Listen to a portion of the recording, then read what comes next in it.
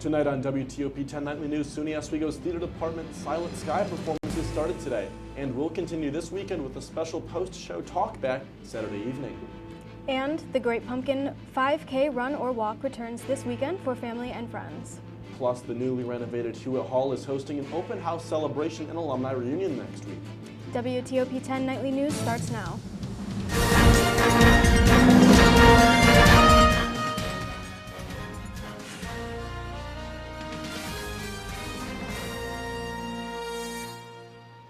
Good evening and thank you for joining us. I'm Logan Russo. And I'm Emma White. SUNY Oswego is inviting students, faculty, staff, alumni, and community members to an open house celebrating the newly renovated Hewitt Hall on October 25th from noon to 2:30 p.m.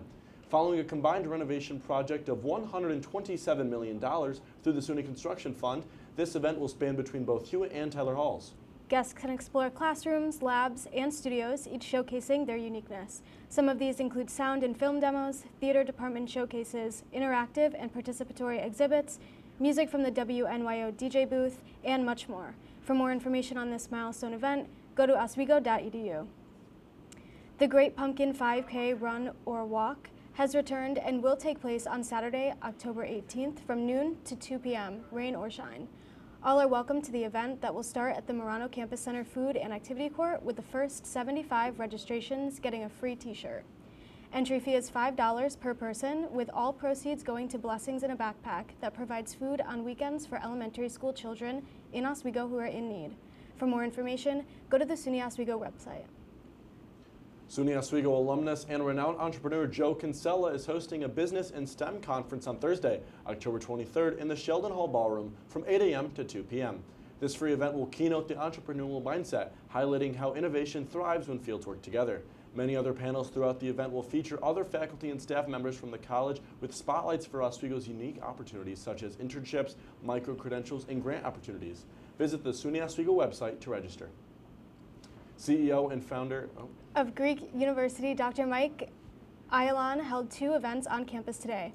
Ayalon facilitated a workshop for faculty and staff focusing on the role of advisors in understanding hazing and fostering safe and inclusive student organizations. Ayalon also held a workshop for students on how to eradicate hazing practices from Greek life by fostering a culture of respect, safety, and camaraderie. The workshop encouraged the creation of meaningful and engaging alternatives to hazing that promote unity, skill building, and healthy interactions among members. SUNY Oswego's Artswego Performing Arts Series welcomes the PAZA experience to campus on Monday, October 28th at 7 p.m. in the Hewitt Hall Ballroom. Founded by renowned Indigenous performer and the executive director of the nonprofit PAZA Tree of Life, Delwyn Fiddler Jr., invites audiences to experience a night of Native American music, dance, and storytelling. In addition to performing at SUNY Oswego, the PAZA experience will also be visiting Fulton, Mexico, and Oswego Public Schools the day before the show goes on campus. To get your tickets, go to tickets.oswego.edu. College is all about opportunity from student media to campus recreation, but at SUNY Oswego, some of those opportunities are being threatened. Not because of a lack of interest, but because of a lack of funding. Reporter Mike Necker shows us how these budget cuts are impacting students behind the cameras, as well as those looking to stay active on campus. This sound is the last thing you want to hear coming from your computer. But for SUNY Oswego's student-run TV station, it's just one of many technical issues they've faced so far this year. Our camera's not working properly. We've had issues in the back. We've had issues with remote productions. Pretty much anything that was normally functioning in the past is kind of starting to age out.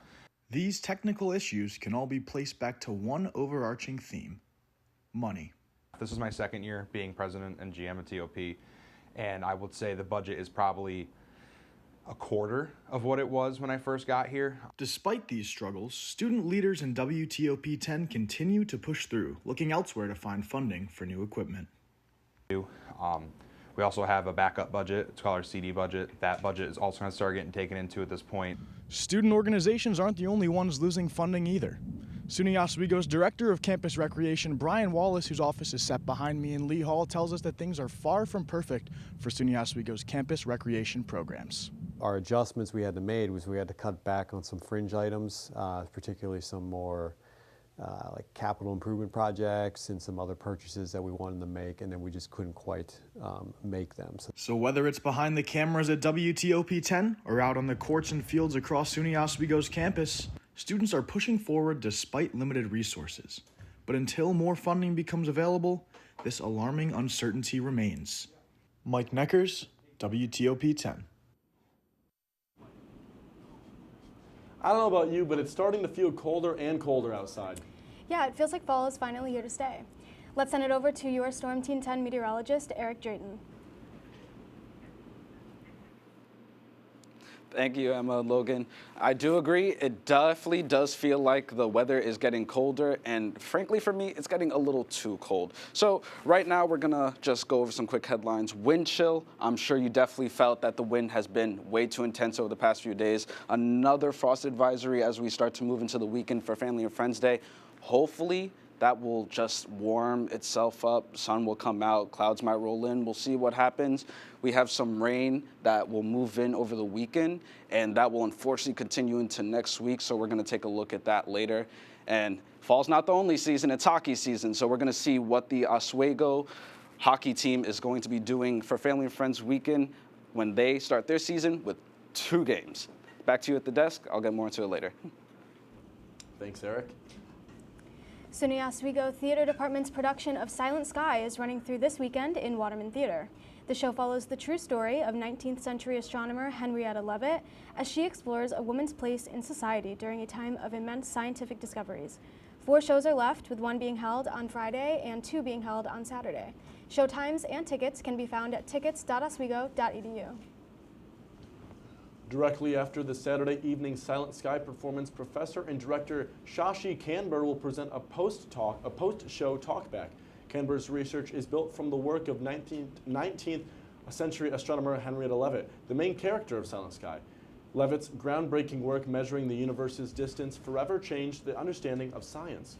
This post-show event is free, but make sure you get your Silent Sky ticket for the performance at Oswego at tickets.oswego.edu. We have received breaking news that the famous KISS guitarist Ace Frehley has died at the age of 74. According to reports from Rolling Stone, Frehley was in the hospital this week following a recent incident in his home. Authorities believe the cause of death was a brain bleed. Also known as the Wild Spaceman and guitarist of KISS, he rocked with the band throughout the 70s and the reunion during the 90s. Still ahead tonight, the Oswego Arts Department joins forces with the Department of Technology for an annual Festival of Fire. Plus, how a major vehicle company is being impacted following the recent shutdown of a local factory. Look at the number of disasters in the U.S. Chances are every area will deal with some kind of emergency in the next decade. And between school, sports, and social lives, chances are you won't be with your kids when it happens. Will they know what to do? Ready.gov/kids has the educational tools and information to make the conversation easy. When the time comes, chances are they'll feel prepared, not scared. So talk with your family today.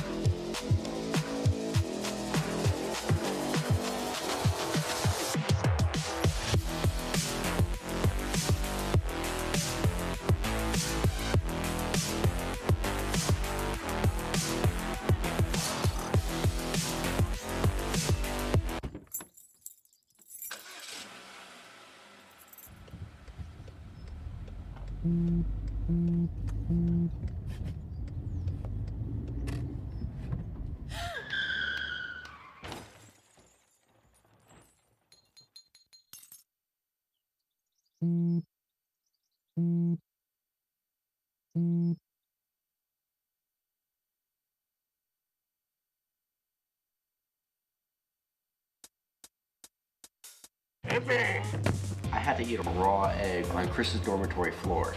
I currently don't have any federal pending charges. You know what you never did? You never walked to Walmart, Chris. That's my co-host. This is for making me eat roast Pop-Tarts.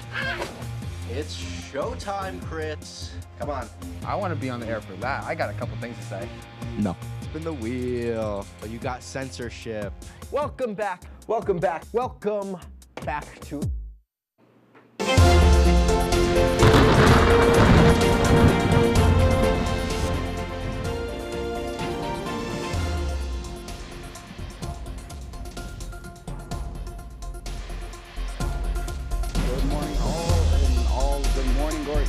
wherever you're watching, I hope that you are. Right now in Oswego, it is 53 degrees and has a wonderful dew point of 35, so hopefully that won't make things a little too crazy up there in the atmosphere. The humidity is only 51, so hopefully you won't be sweating as this wind continues to wreak havoc, as we discussed earlier. Pressure is a little high, and the wind is only going about 6 miles per hour. We should be okay. Now, unfortunately, we do still have another frost advisory to worry about. That will be in effect until around 9 a.m. tomorrow morning. And honestly, we're looking over to the west. There's just more frost advisories, so just keep an eye out. Now, as the temperatures get cooler, you might have to put away the slip and slide so that you don't slip and slide over north of Albany, where you don't have a frost advisory, you actually have a freeze warning. So I want you all to be careful as you do that. Now, if you do have a car and that freeze warning gets to you, unfortunately, that's okay. Just make sure that you leave about 5 minutes before you leave for work, school, whatever you choose. You should only need about a quick scrape. That's all it'll take to clear that windshield. Now, the only thing cooler than the temperature is the auroras. Tonight, we're looking forward to seeing that possibly around 8. It's not going to be too good, but as we move closer into those midnight hours, you should be able to see that better, should start disappearing. Tomorrow in Oswego, around morning, you're going to see 46 degrees. Those clouds are going to start to roll in. They're going to roll out, but with it, it's going to come on back, bring some rain for the afternoon. And quite frankly, that's sad considering that the families are coming up, but that won't last too long. You see, as we move into Saturday morning, it's going to be 48 degrees, more clouds. But quite frankly, if you're asking me, I'm tired of clouds. So we're going to take these clouds and push them somewhere else so that the temperature can raise up to 61 degrees. Now, as we take a look at the 7-day, 55 tomorrow, sunny. Hockey will begin on Saturday, Family and Friends Day. Hopefully you buy tickets to that game, show everyone a good time. Unfortunate chance of thunderstorms starting on Sunday evening, not morning. And to end that, going into the week, we have more chances of rain staying in low 60s and high 50s. That is all for my weather report. Back to you at the desk. Thanks, Eric. Continuing our campus coverage, even more exciting weekend events to look forward to. Oswego's Departments of Technology and Art are coming together tomorrow for a festival of fire. The festival will include a ceramic pit firing and an iron pour. Students and faculty are encouraged to come watch and even participate in some of the world's oldest art forms. If you're feeling artistic, the festival is offering scratch plates for students to add their own designs to have cast in iron.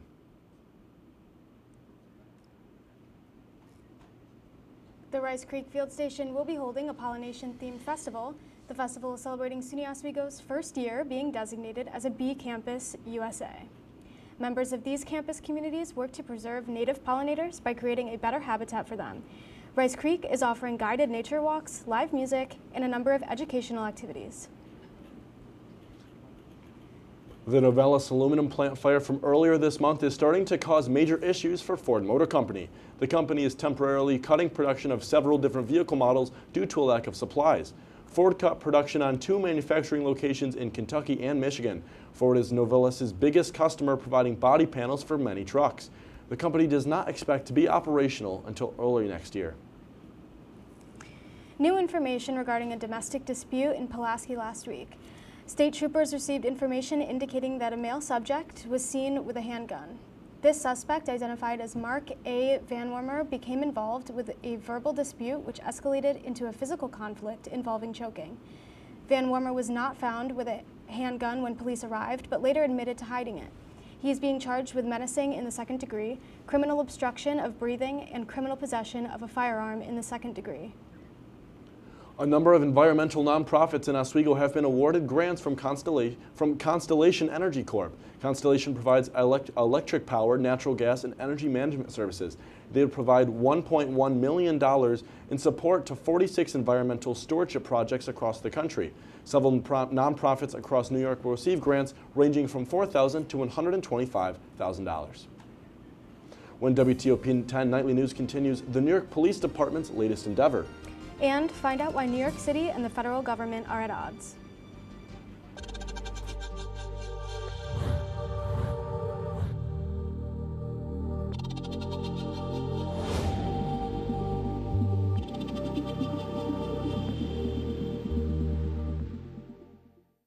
Say, President Stanley, whenever there's bad weather, who would you turn to? I'd turn to Storm Team 10. No, right but you've here. got to say it like this. Storm Team 10. Say it with me.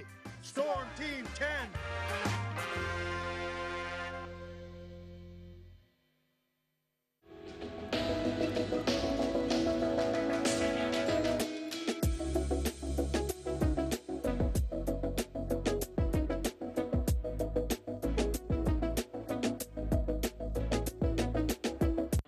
If you like action, romance, If you're watching this, and highbrow humor, surface is this. Floor. Minch did not legitimately put his head in the toilet. there's only one place to turn. Tune in to new episodes of Oh boy! only on WTOP.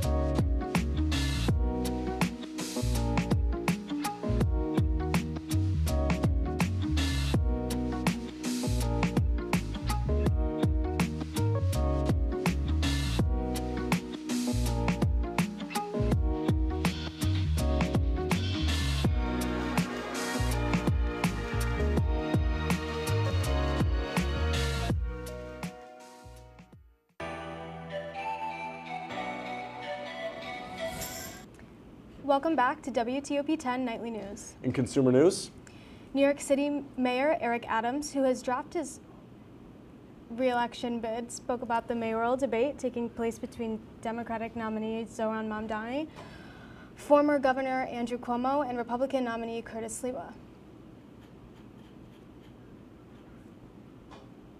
I'm hoping that New Yorkers are focused on the candidates to make sure the right questions are asked so that we can see what the city is going to look like in the future. Endorsement. Everyone is asking me when you're going to endorse, when you're going to endorse, when you're going to endorse, when I'm ready to endorse.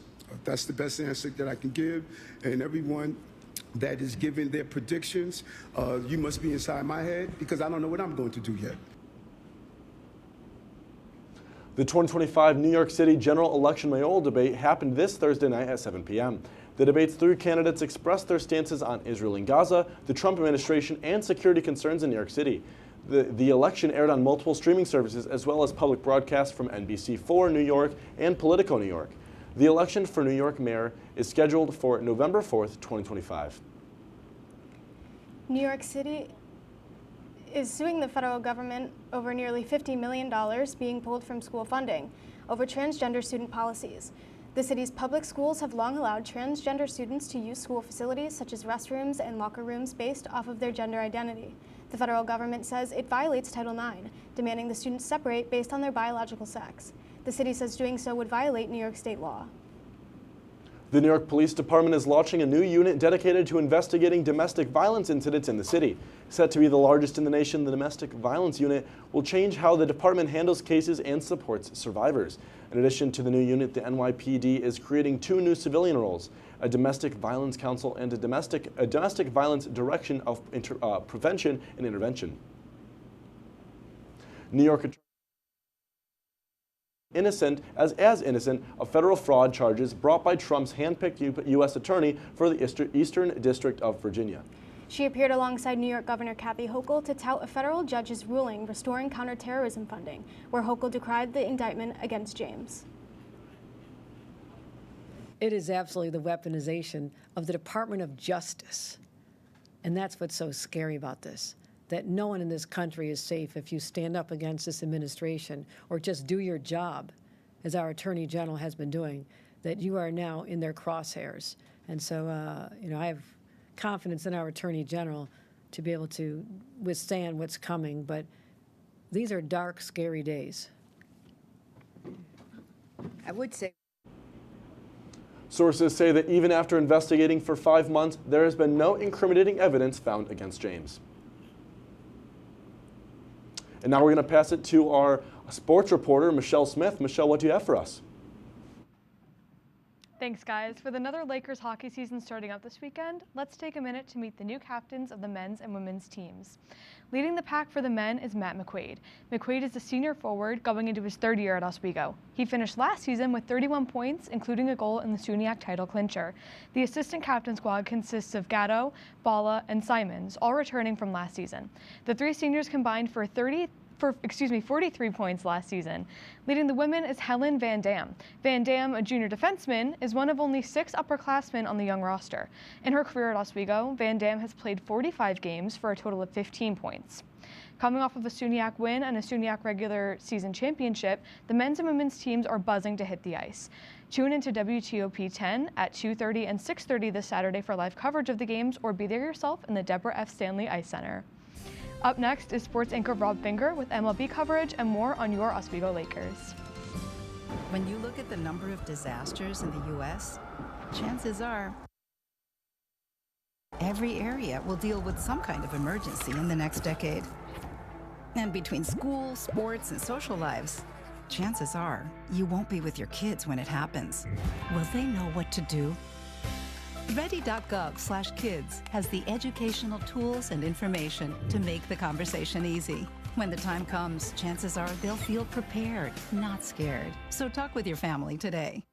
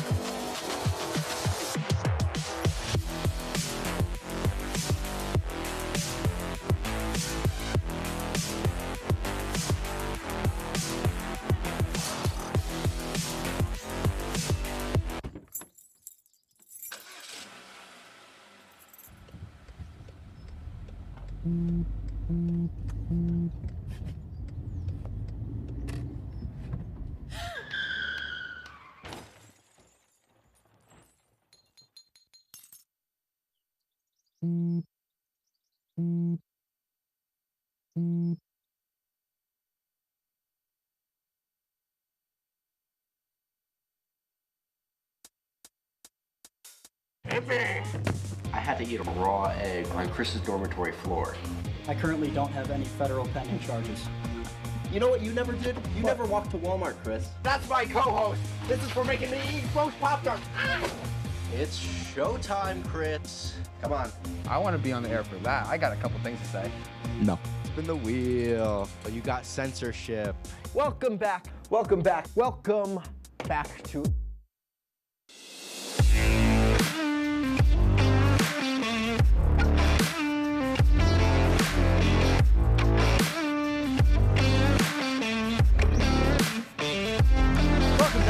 WTOP-10 Nightly News, I'm Rob Finger.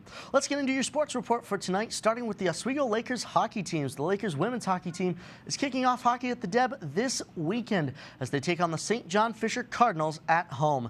This is, in fact, St. John Fisher's first ever D3 hockey games in program history, and they will be playing in the UCHC conference starting this year.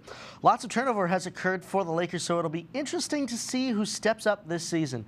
Coverage here on WTOP begins on Saturday at 2:30 with our pregame show.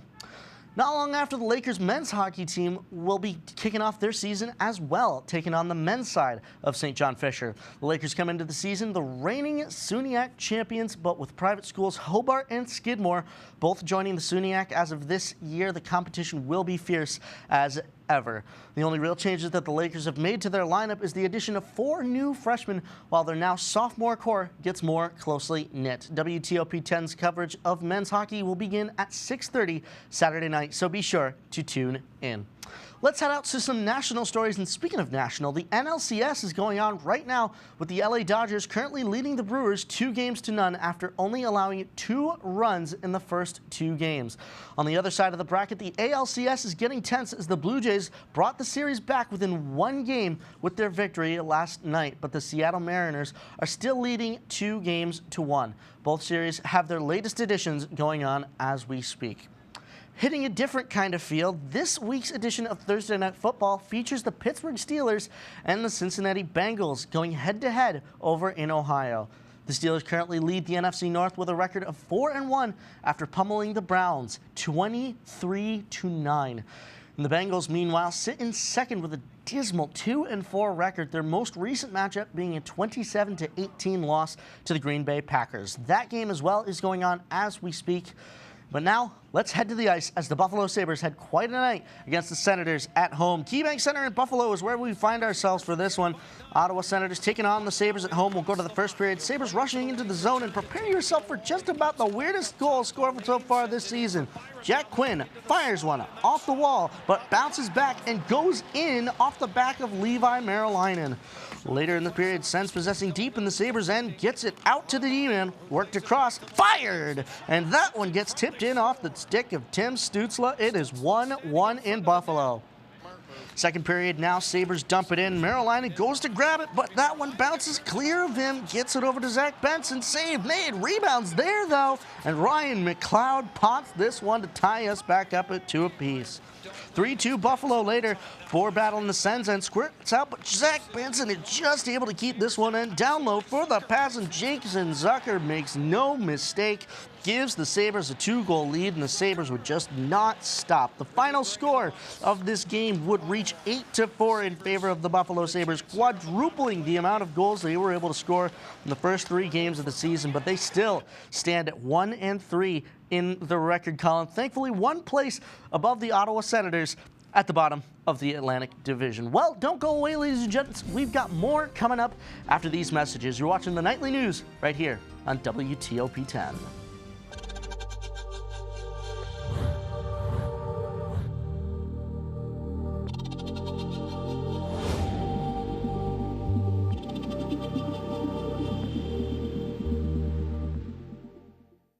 Say, President Stanley, whenever there's bad weather, who would you turn to? I'd turn to Storm Team 10. No, right but you've here. got to say it like this. Storm Team 10. Say it with me.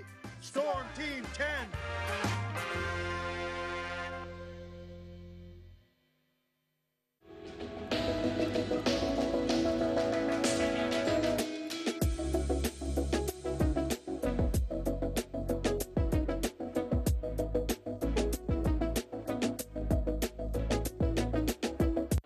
If you like action,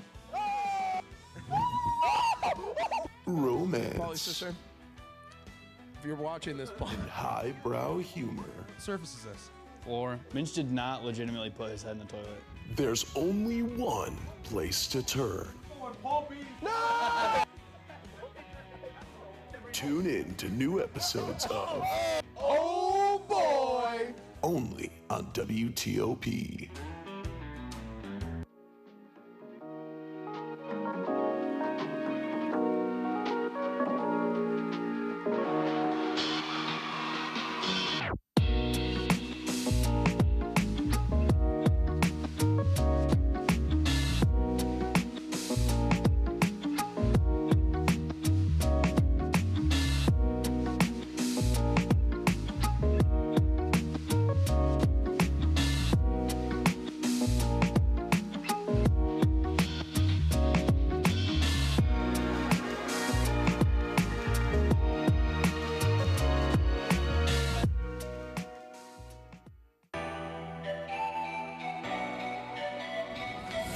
For this week's Pet of the Week, we're going all the way to California. A 3-year-old dog was rescued Tuesday morning from a flood channel in Oxnard.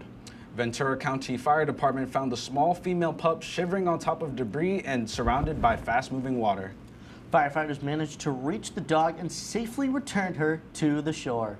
Ventura County Animal Services is currently taking care of the animal. The agency is searching for the pet's owner. I gotta say, I'm happy that dog made it out okay. Me too. Mm-hmm. And a credit to the firemen as well that were able to make that happen. Yeah, did you see that? Getting the ladder, going out over the water with the ladder? Yeah, I mean, my father used to be a firefighter, so I know all about that, and they better receive some awards. Pretty crazy. Well, that's our report for tonight. Thank you for watching. Have a great night, everyone.